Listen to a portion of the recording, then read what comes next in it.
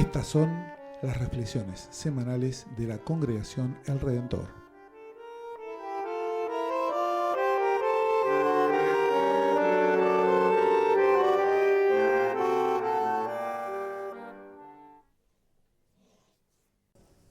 Vamos a escuchar el Evangelio que está en Mateo, capítulo 13. También les propuso otra parábola. El reino de los cielos se parece a un grano de mostaza que un hombre sembró en su campo. En realidad, esta es la más pequeña de las semillas, pero cuando crece es la más grande de las hortalizas y se convierte en un arbusto, de tal manera que los pájaros del cielo van a cobijarse en sus ramas. Después les dijo esta otra parábola.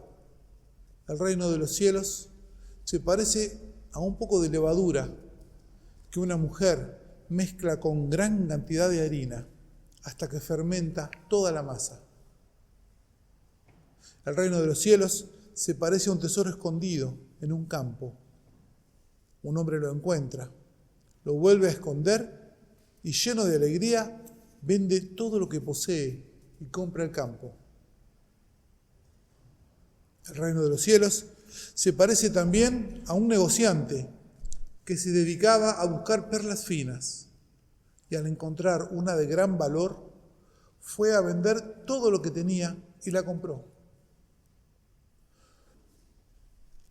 El reino de los cielos se parece también a una red que se echa al mar y recoge toda clase de peces. Cuando está llena, los pescadores la sacan a la orilla y sentándose recogen lo bueno en canastas y tiran lo que no sirve. Así sucederá al fin del mundo. Vendrán los ángeles y separarán a los malos de entre los justos para arrojarlos en el horno ardiente. Allí habrá llanto y rechinar de dientes. ¿Comprendieron todo esto? Sí, le respondieron. Entonces agregó: todo escriba convertido en discípulo del reino de los cielos se parece a un dueño de casa que saca de sus reservas lo nuevo y lo viejo. Hasta aquí la lectura del Santo Evangelio. Es palabra de Dios. Bueno, el mes de julio ha sido el mes de leer las parábolas del reino, tal como nos las transmite el Evangelio de Mateo. Todo julio hemos dedicado a leer parábolas, a leer estas parábolas que se conocen como parábolas del reino. Vieron que lo que Jesús predicaba, según los evangelios, era esto: el reino de Dios está cerca, arrepiéntanse y crean en la buena noticia. ¿Ok? ¿Qué es el reino de Dios? ¿Qué es el reino de los cielos? Bueno, Jesús propone parábolas que intentan evocar, sugerir distintos aspectos del reino de los cielos. Julio dedicamos a leer las parábolas del reino como nos la cuenta Mateo capítulo 13. Los 2 domingos anteriores tuvimos 2 parábolas extensas y vinculadas a la siembra y a la cosecha. Leímos la parábola del sembrador que sembró en distintos tipos de tierra, ¿se acuerdan?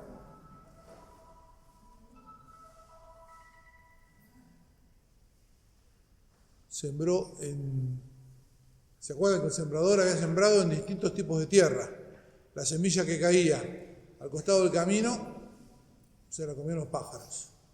La semilla que caía entre espinas, la semilla que caía en terreno pedregoso, pero también había semilla que caía en buena tierra. Y esa fructificaba un montón. También leímos la parábola del trigo y la cizaña el domingo anterior. ¿Qué pasa ahí? Un hombre tiene un campo y manda a sembrar trigo, ¿sí? ¿Y qué pasa después? A la noche, cuando nadie veía, viene el enemigo y siembra, ¿qué? Cizaña, traca, por todos lados.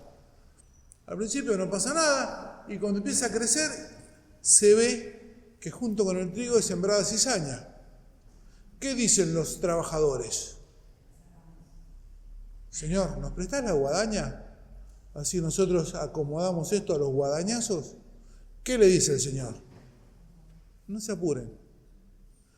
Queriendo cortar la cizaña, van a cortar el trigo también. Dos parábolas extensas sobre siembra y cosecha. Este domingo tenemos 5 parábolas, que son brevísimas y están vinculadas a otros ámbitos de la acción humana, a otros ámbitos de la vida y el trabajo de las personas. Porque las primeras parábolas fueron de gente de campo, ¿sí? De sembradores. Si bien la parábola del grano de mostaza todavía nos vincula con la agricultura, con la semilla y el fruto, aunque el foco en la parábola del grano de mostaza está puesta en la diferencia de tamaño y en la diferencia de escala entre la semilla, que ¿cómo es la semilla de mostaza? Ínfima. Y el árbol que produce, que ¿cómo es el árbol que produce? Esto es una licencia poética, así de las parábolas, porque si alguna vez vieron una planta de mostaza, ¿qué altura tiene una planta de mostaza? Por acá, más o menos. Es un arbusto. Así que sí, es una licencia poética que se toma la parábola, ¿sí? Pero bueno, esa es la idea, ¿no? La diferencia entre lo ínfimo y lo inmenso. La parábola de la levadura tiene el mismo tema. Tan poquita cosa, poquito de levadura, en un montón de harina, tan poquita cosa puede tener tanto impacto. Pero la parábola de la levadura se construye a partir de otros elementos y de otro contexto. Ahora el contexto no es la agricultura, el trabajo en el campo. La parábola de la levadura, ¿a dónde nos lleva? ¿A qué contexto nos lleva? A una casa, ¿no? Al contexto cotidiano. Y tiene una figura femenina trabajando, ¿vieron? Por favor, no pasemos por alto tan rápidamente esta imagen de la acción divina encarnada en una mujer, que no es el único lugar en la Biblia en el que aparece, pero es uno clave, ¿eh? Aparece Dios mismo, o misma, ¿no? Ahí encarnando una tarea culturalmente en ese momento femenina. Ahí vimos, ¿no? La parábola entonces, del grano de mostaza, de la levadura. Tenemos más parábolas. Las parábolas del tesoro escondido en el campo y la parábola de la perla nos llevan a otros mundos, a otros ámbitos. Nos llevan al mundo de los negocios. Comprar, vender. Cuando compramos y vendemos, ¿qué tratamos? De ganar. Claro, de ganar lo más posible. ¿Sí? Nos lleva al mundo de cumplir objetivos, de mejorar métricas, ¿sí? De acumular. Y en la parábola del tesoro en el campo y de la perla aparece un evento, el tesoro justamente, la perla justamente, que obliga a replantear todo, porque el beneficio que reporta se pasa de inmenso, no es medible. Es inconmensurable. En el mundo de los negocios, del comprar y vender, en el mundo de las métricas, aparece algo que no entra en ninguna métrica. Y, finalmente, como nos tiene acostumbrados Mateo, el ciclo termina con una parábola que nos reta, ¿vieron? Una parábola medio mala onda. Todo muy lindo, con la semilla de mostaza, con la levadura, el tesoro y la perla, pero no tanta risa, nos dice Mateo. Al final, dice Mateo, bueno, pescados buenos para un lado y pescados malos para el otro. ¿Vieron? Este tema es muy mateano, es muy de Mateo. De hecho, esta parábola de la red está solo en Mateo. Este evangelio, el evangelio de Mateo, está siempre preocupadísimo por poner en su lugar a los indignos. Le preocupan mucho los indignos y quiere que los indignos no se mezclen con los dignos. Es un tema de Mateo. Yo me pregunto, Mateo fue escrito y recibido probablemente, según la crítica bíblica, en el ámbito de una sinagoga que recibió el cristianismo en la zona de Galilea. Ese es más o menos el contexto de Mateo. ¿Qué conflicto se cocinaría en esa comunidad judeo-cristiana de Galilea que recibe el Evangelio de Mateo? ¿Qué temón habría ahí entre ellos que necesitaban poner tan arriba de la mesa? Y sí, está todo muy lindo, el amor de Dios, todo, pero hay dignos y hay indignos. Este es un tema propio de Mateo, no lo vamos a ver en Marcos, no lo vamos a ver en Lucas, ciertamente no lo vamos a ver en Juan. Pero a Mateo lo tiene preocupado, obsesionado, que no se le cuelen indignos junto con los dignos. Pero es un tema muy mateano este. Y después tiene una conclusión, este ciclo de parábolas. Una conclusión sobre un escriba convertido que es capaz de disponer y poner en circulación sabiamente recursos nuevos y recursos antiguos. Lo nuevo y lo viejo, mezclarlo con sabiduría. Hay una biblista que se llama Sina Jack, que estuve leyendo y a la que le tomé algunas ideas que quiero compartir con ustedes. Sina dice que más allá de las evidentes diferencias que tienen las parábolas, todas estas parábolas comparten una gramática. Miren, estas 5 parábolas, en primer lugar, siempre tienen la dimensión de lo escondido, ¿no? La semilla que se entierra en la tierra, la levadura que desaparece en la masa, el tesoro que está enterrado, la perla también que hay que buscar, hasta los pescados, ¿no? Están debajo del agua. Así que lo escondido es una de las dimensiones que tienen estas parábolas. Lo que no se ve, lo que no se toma en cuenta.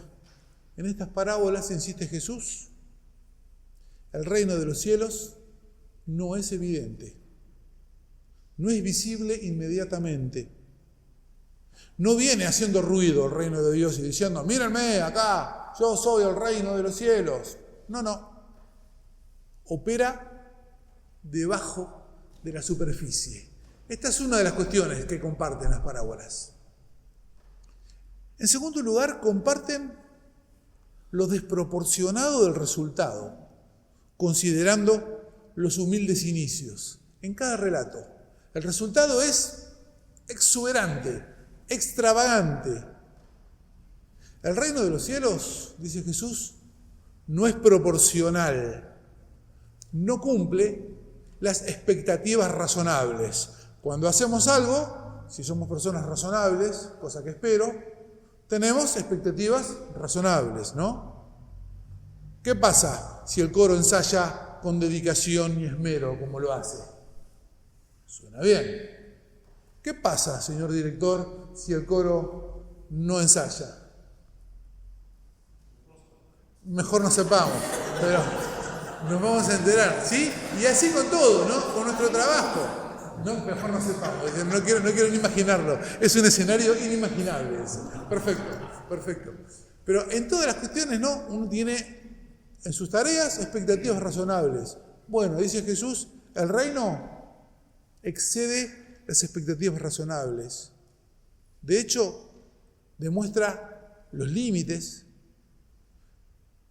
y demuestra la chiqueza, por opuesto a grandeza. Tal vez inventé una palabra ahí, no sé si existe chiqueza. Así como existe la grandeza, ¿puede existir la chiqueza? Bien. El reino de los cielos demuestra la chiqueza, por opuesto a grandeza, de las expectativas razonables. Empieza a mostrar que nuestras expectativas razonables, más que razonables, muchas veces son medio mezquinas. Tercer elemento en común. Una vez que te encontraste con el reino, una vez que te lo chocaste con el reino, con esta lógica extravagante, ¿cuál es la única respuesta cuando te chocas con el reino? Y lo que le pasa al que encuentra el tesoro, lo que le pasa al que encuentra la perla. El compromiso es total. ¿Qué hace el que encuentra el tesoro en el campo? Va a vender todo lo que tiene para eso. ¿Qué hace el que encuentra la perla? Lo mismo. La biblista que les compartí, Sina, nos previene del intento de domesticar estas parábolas. Porque lo que hacemos los cristianos y la iglesia cristiana en estos 2000 años es agarrar las parábolas que son revulsivas y las domesticamos. Las volvemos razonables para personas razonables que un domingo a la mañana están acá en la iglesia. Bien vestiditas, bien prolijitas, todo bien. Entonces, la parábola es bueno, mirá, la semillita, que siendo tan chiquitita, igual pudo. Mirá qué lindo ejemplo de superación. Estas parábolas, más bien, señalan el poder oculto en esas cosas, en esas dinámicas, en esas personas que son juzgadas como poca cosa. Y es más, nos empuja a volver a pensar qué es lo pequeño y qué es lo grande según la lógica del reino de los cielos. Más todavía, ¿vieron que hay una parábola de la levadura? La levadura para nosotros es un símbolo positivo en general, ¿no? Bueno, en el pensamiento bíblico muchas veces la levadura connota a lo negativo. Lo que corrompe, lo que descompone. ¿Qué es lo que hace la levadura, no? Corrompe, descompone. Es una descomposición controlada, ¿ok? Pero es una descomposición. La levadura, que para nosotros connota positivo, en el pensamiento bíblico muchas veces connota a lo negativo. En ese sentido, la parábola de la levadura nos deja pensando en los procesos en los que todo parece estar saliendo mal. Algo se corrompió, algo se descompuso, para luego mostrar una dimensión en lo que eso que parecía ir mal estaba saliendo exactamente como debía, aunque no fuera como nosotros nos imaginábamos o como nosotros queríamos. Y esto no es conformismo.